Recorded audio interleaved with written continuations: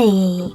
In front of me is POCO M5 and today I would like to show you how you can connect it through Bluetooth.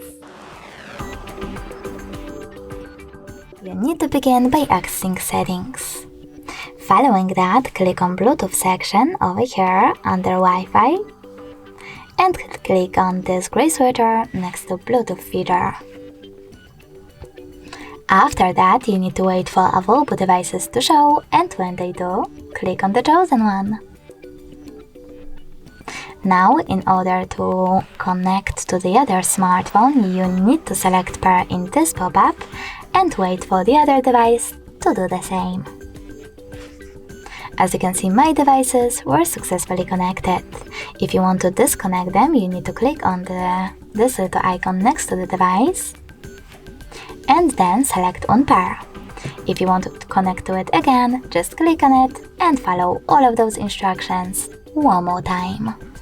Thanks so much for watching. If you enjoyed this video, leave a like, comment and subscribe. Bye!